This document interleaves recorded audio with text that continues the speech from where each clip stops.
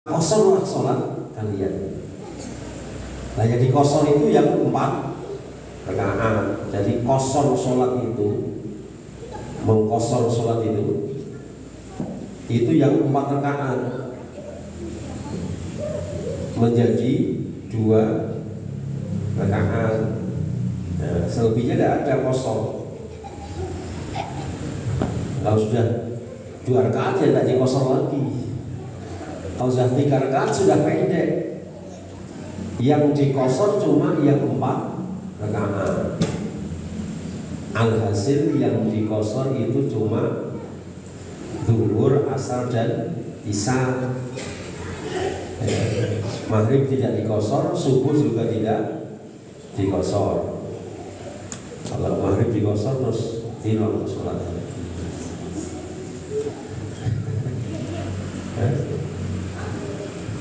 Ada bisa ya. Itu penjelasan dari hadis ke 133. Nah, di sini ada keterangan saya ingin baca. Barang siapa dalam keadaan normal biasa mengerjakan amal kebaikan dan kebajikan, lalu berhalangan mengerjakan karena suatu aral yang datang atau hambatan, entah karena safar atau sakit, maka ditulis baginya amal yang biasa ia lakukan. Cuma itu tidak berlaku untuk menggugurkan perbuatan yang wajib. Perbuatannya tetap harus dilakukan. Jadi kalau seseorang itu harus mengerjakan perbuatan wajib dan bila meninggalkannya maka ia berdosa. Cuma teknik melakukannya itu menjadi ada rusak gitu. Dia tidak mengerjakan seperti saat ia mukim. Dia tidak mengerjakan seperti saat ia sehat. Dia tidak mengerjakan seperti saat mukim dan tidak mengerjakan seperti saat sehat. Dia mengerjakan dengan cara yang lain, cara yang berbeda, yang di sana mengambil istilahnya rukhsah. Seorang laki-laki wajib ke masjid, tapi ketika dia tidak bisa datang ke masjid dan tidak ada yang mengantar dia ke masjid karena sakit, maka dia tidak wajib datang ke masjid. Tetapi itu tidak berarti menggugurkan sesuatu yang wajib dia lakukan. Apa? Sholat. Sholatnya menjadi tidak gugur, karena sholat itu tidak bisa digugurkan dengan kondisi apapun. Gitu ya. Sholat tidak bisa digugurkan dengan kondisi apapun kecuali yang bersangkutan sudah tidak mampu. Yang wis ora iso sholat, yo disolatke kan gitu. Yang wis ragil sholat ke mburi imam, yo dikon sholat nek ngarep imam.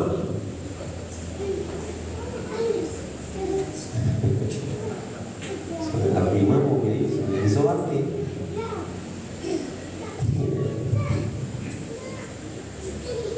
Adapun apa sakit dan seperti apa safar, ini memang ada pembahasan.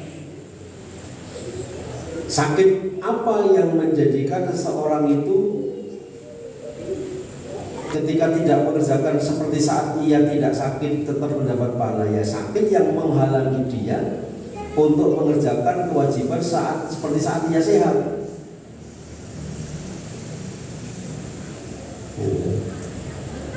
Yang menghalangi. Kalau sakitnya tidak menjadi penghalang dan tidak menimbulkan madharat kepada orang tersebut, maka dia tetap wajib melaksanakan sebagaimana dia tidak sakit. Walaupun sakit, tapi kalau sakitnya tidak menimbulkan madharat apa-apa.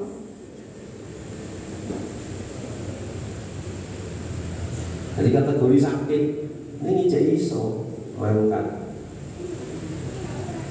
Jadi bukan sakit yang bisa mendatangkan madharat seketika. Kalau madharat itu bisa muncul seketika saat dia mendatangi sholat wajib, maka dia tidak perlu mendatangi sholat wajib karena menimbulkan madharat saat itu. Dan mungkin bisa saat setelahnya. Tapi kalau tidak ada madharat, dia datang dan atau tidak datang itu tidak berbeda keadaannya, maka dia wajib datang. Gitu.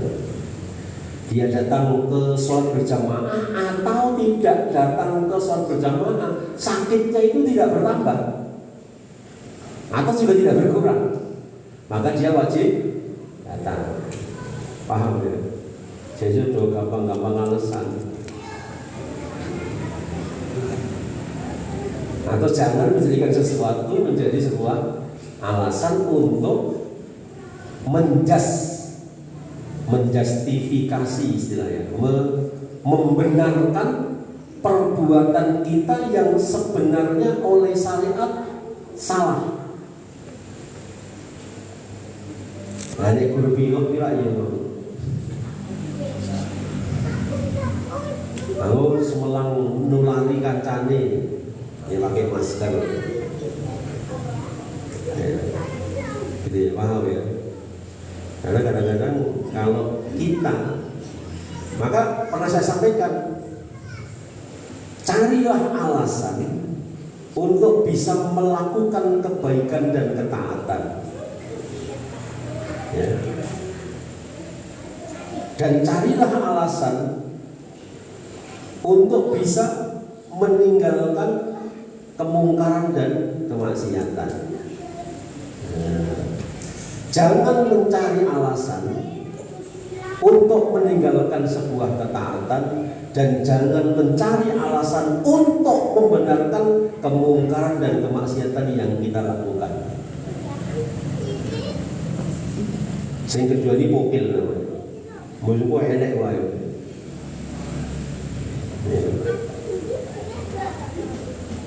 Misalnya antum punya kelompok kecil yang sering disebut orang dengan kata halaqah ini.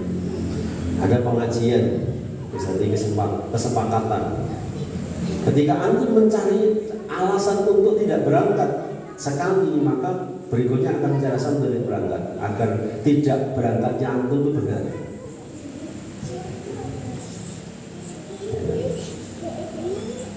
Maka dari kalimatnya apa? Cari alasan untuk bisa melaksanakan ketaatan, dan cari alasan agar kita bisa meninggalkan sebuah kemungkaran atau kemaksiatan. Jangan mencari alasan untuk meninggalkan sebuah ketaatan. Kalau kita mencari alasan ada. Kalau tidak dicari dan ada, maka dengan otomatis kewajiban itu gugur atau diringankan. Itulah namanya rukhsah. Itu namanya rukhsah. Karena memang Allah sendiri sudah membuat kebijakan, dan kalau Allah sudah membuat kebijakan, ya tidak ada siapapun yang bisa merubah kebijakan Allah Ta'ala. La yukallifullahu nafsan illa wus'aha. Kita tidak dibebankan oleh Allah Ta'ala melaksanakan kewajiban apapun itu kecuali jumhur karo kekuatannya, illa wus'aha. Ini pegang. La yukallifullahu nafsan illa wus'aha. Allah tidak akan perintahkan kita bebankan. Allah tidak akan memberikan taklif, namanya beban.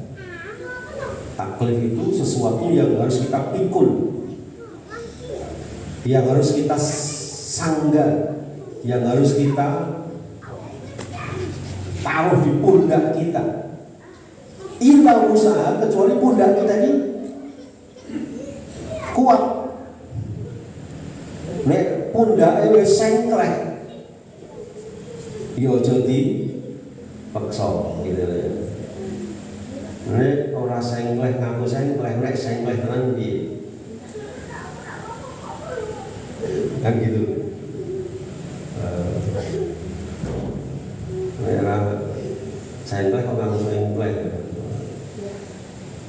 Nek sengkleh tenan.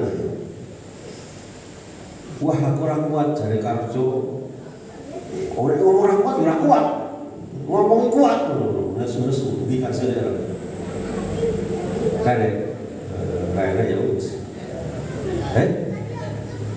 Endi? Oh coba. Wah. Lah ketutupan cagar terus tak gereng ijo aja.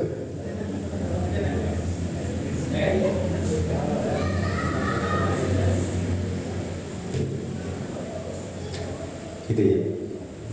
Kalau kita kuat, maka wajib melakukan. Kalau tidak kuat, ya tidak wajib melakukan. Sederhana. Tapi jangan labeli diri kita nggak kuat. Kalau pada dasarnya kita kuat atau kita belum mencoba. Banyak orang yang mengatakan saya nggak kuat berkorban. Oh iso. ASN orang kuat korban, Bapak. Ini orang nyindir. Sohibun barang wis pensiun, sandal mau pensiun sopo-sopo. Putu ganti rakyat Pak Dewi. Mbah ini harus mikir awake dhewe ibadah, orang bermikir putu kae. Pak Sohibun.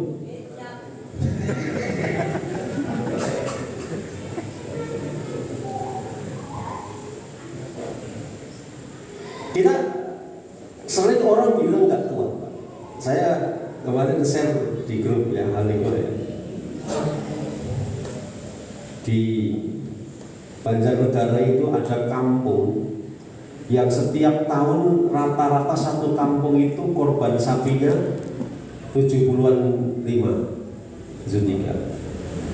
kambingnya itu sekitar 250 sak kampung. Dan mereka simpel, bahkan pekerja-pekerja kasar yang gajinya cuma 70.000 sehari. Yang penting mereka sisihkan 10.000. Wis pokoknya swidak ewu nggo urip sedina cukup. Itu tulen 10.000 simpen. Itu 10.000 simpen selama 10 bulan. Akhirnya di kampung itu setiap tahun korban melimpah dan mereka bisa bawa ke Temanggung, mereka bawa ke Wonosobo, di lereng-lereng gunung Sindoro Sumbing itu dagingnya ada yang mensuplai dari kampung ini. Karena mereka melabeli dirinya itu kuat sehingga bisa berkorban. Bareng ijol ke Android, aku ora nyindir kancaku ya ora. Terus ini, bareng ijol ke Android ke 3,5 juta. Ya terserah, dulu apa? Aku kan pernah ngerti ngambil gak apa-apa. Itu kan jalan terus. Ya gak bantah.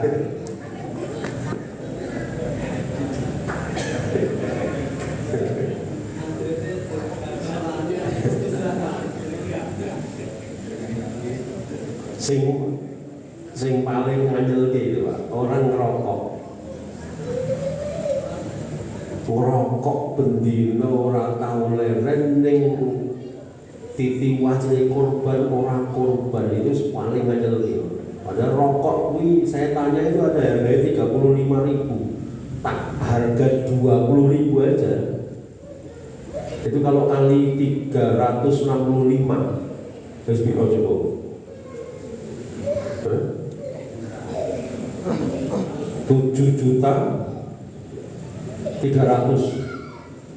Iya. 7.300.000 kurang lebihnya. Untuk rong bagian, rong jatah, kulit mandi rokok, kulit rokoknya rong mulai, kulit sedino baru sak bungkus, balik pas kancane polo, pas jagung.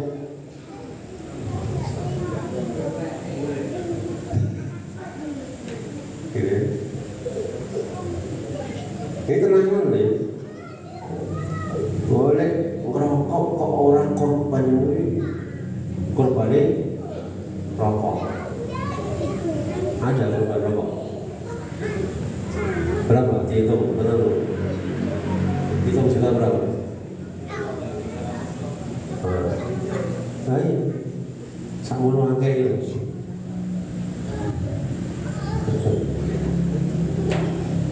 Itu kalau rokoknya 20.000, ya kalau 25 ya lebih dari itu kan, ya 9 juta. Oke, jadi rukhsah itu diberikan oleh Allah Ta'ala karena yuridullahu bikumul yusra wala yuridu bikumul usra. Allah itu menghendaki namanya kemudahan. Yuridullahu bil yusra, yuridullahu bil yusra, kemudahan. Allah memberikan kemudahan, maka ada rukhsah di sini, ada keringanan. Wala yuridu bikumul usra. Allah tidak menghendaki menyulitkan hambanya, menyulitkan umatnya. Jadi nek wis ngene iki kan perkarane itu perkara ati.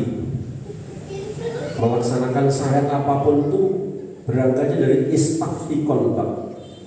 Tako oning awakmu dhewe, tako oning atimu dhewe.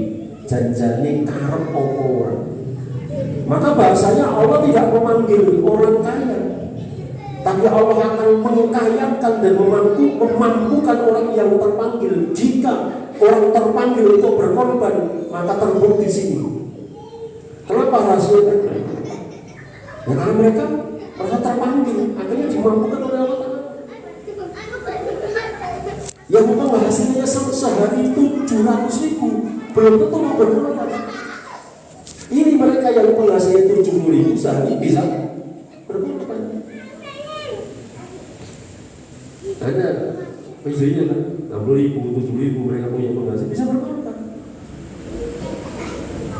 Logika nggak nyambung, tapi faktanya mereka bisa. Sampai viral di media kan. Nah, ini menyentuh kolbu kita. Rarane nek awake dhewe ndak ke syariat agama dadi melarang itu ndak ada ceritanya. Yen pancen ra mampu tenan ndadekke kolek keluarga kita, ya jangan dilakukan.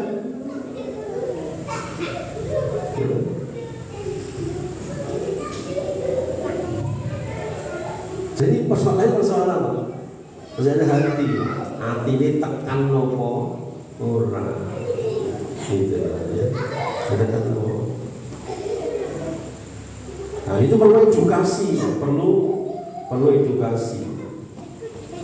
Kalaupun saya hari ini masih melakukan upaya untuk berkorban di pelosok, itu juga sebenarnya di pelosok juga belum tentu mereka itu lebih miskin dari kita. Ada sebagian mereka yang juga mungkin lebih kaya daripada kita. Tapi saya belum edukasi. Nggak usah jauh-jauh. Kita di Sambi itu ada desa ini Pak Waryono di Jandani. Namanya desa Dempokan. Itu kelurahannya Hantu, bukan kelurahan saya. Ya. Dempokan itu adalah satu-satunya desa di Kelurahan Sambi yang penganut Kristianinya itu paling besar. Ya. Dulu mungkin hampir 50-50 satu kampung itu. Sekarang ini masih kisaran kurang keluarga. Kemarin sebenarnya ada yang mau masuk Islam dan saya sanggupi, saya mau tampung, tapi oleh pihak gereja masih diparani. Tapi sudah ada jamaah kita yang menyanggupi menampung tempat tinggalnya, tapi untuk suplai hariannya masih dikasih dari gereja. Karena kemarin saya berpikir goyang ada di tukang kebun di pondok rintisan kita, tahu penane pengen sholat bermajian, saya butuh itu tempat tinggal kalau bisa sholat. Ternyata setelah kemarin kita kajian ke sana, maunya saya bawa ke masjid tak sahadatkan, malah nggak berani katanya masih didatangi pihak gereja.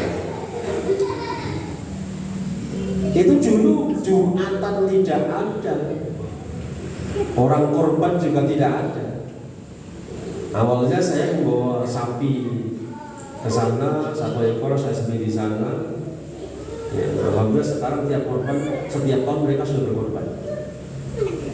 Ya, tahun kemarin malah 2 kalau nggak salah. Ya. Tahun ini kurang 1 jatah. Minta ke saya, tolong kalau Anda yang longgar, silakan korban di lempungan biar genep satu jatah, 1 grup sapi, tidak kurang 1. Ya. Itu rasa jauh-jauh, dekat saya lempungan itu Semono Ngalor. Yang tahu Semono itu dari samping kota ke timur dikit ke utara, arah tempatnya Pak Sohibun itu, tangganya Pak Sohibun itu. Dulu masjid satu kompok itu udah dipakai Jumatan. Baru beberapa tahun yang lalu kita adakan korban situ. Selesai itu kita minta untuk didirikan sholat Jumat. Ini khotib-khotib Jumat di depan kita ini. Alhamdulillah. Ini contoh. Dulu kita ke Juwangi juga ada kampung yang kita kirim sapi, tidak ada orang korban. Sekarang alhamdulillah, Ustaz, sani gue itu kali grup, alhamdulillah. Ini saya masih punya target yang masuk ke hutan, kemudian kampung, hutan lagi, baru kampung, samping barat. Ya. Kalau ada silakan nanti disisihkan. Jadi kalau misalnya teman-teman yang kampungnya udah grupnya udah banyak, padat, ya setelah iso keluar dari grup kampung satu orang, ya kita apa ya, tak bisi. Anda keluar dari grup kampung, ya, dari pos rakyat 1 orang keluar, dari sambil 1 orang keluar, dari mana 1 orang keluar, 7 orang keluar dari desa masing-masing, kita buat grup, kita korban ke Juwangi. Dan korban ke Wono Samudro. Ada Pak bayar tempat. Kemarin kita sudah petakan saat kekeringan kemarin. Kita sambil tanya-tanya juga. Oke ya. Jadi kembali kepada kemudahan. Allah menghendaki kemudahan, tidak menghendaki kesulitan. Jadi bahasan kita bahwa apa yang tadi disampaikan Nabi, Idza marido au ja'alul mad'u safaro, ketika seorang hamba yang sedang sakit atau sedang pergian, kutiba lahu mislu maka la ya'manu muqiman sahihan. Jadi idza marido, kalau orang sedang sakit, au safaro, atau dia sedang bepergian, kutiba lahu mislu maka la ya'manu muqiman sahihan.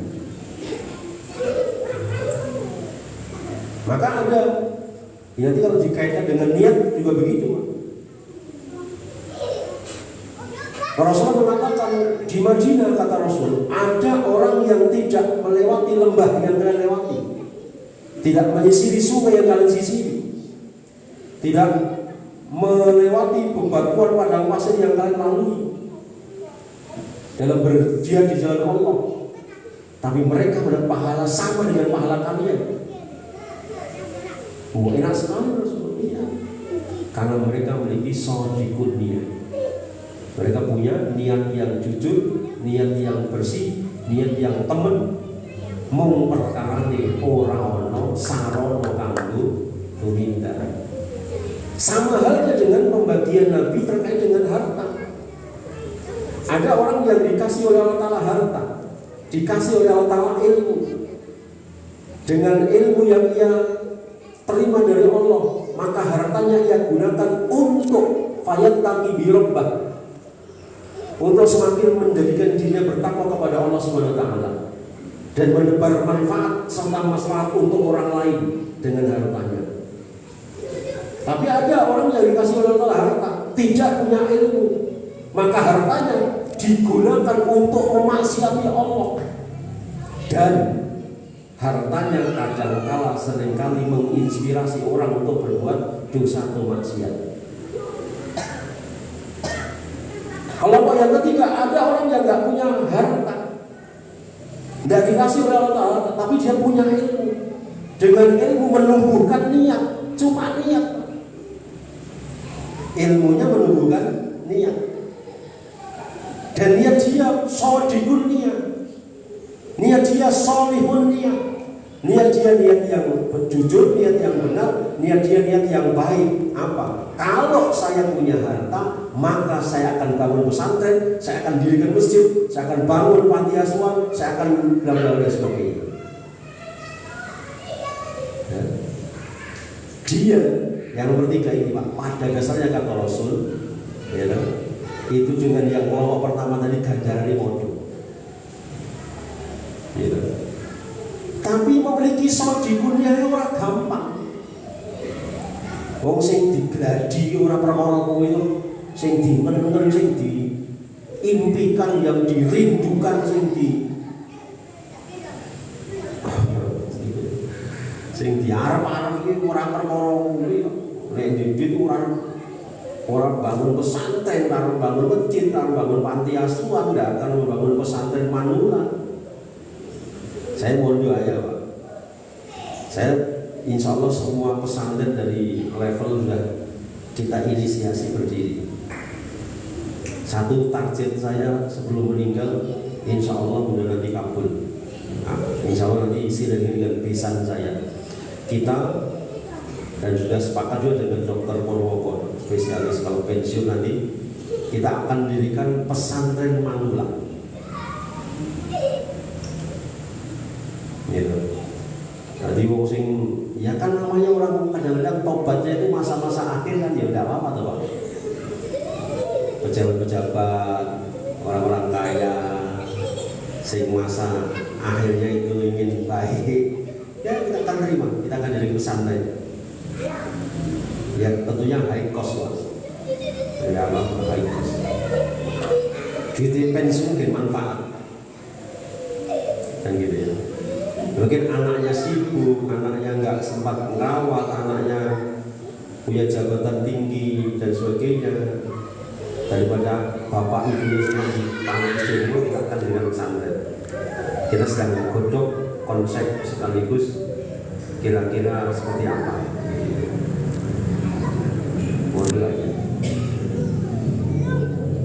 Ya.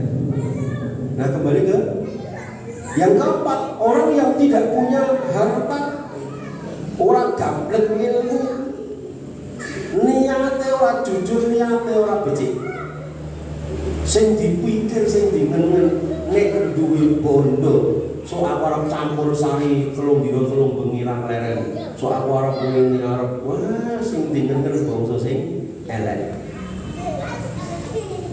Itu sejatinya juga sama dengan yang kelompok nomor 2 tadi itu. Murah, orang gak apa-apa. Dan itu banyak juga ternyata. Oke, ning masyarakat ini orang dia apa-apa ning niate elek, mikire sing basa sing ra bener-bener karo syariat ini banyak enggak, Pak? Ada enggak? Ini ngarene masalah ibu saya. Boleh nih, Pak.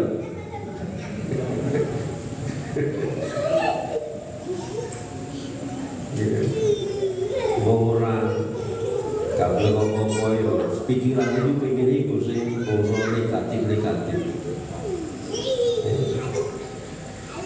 Oke ya, saya kira ringkas, hadis pendek. Jadi ida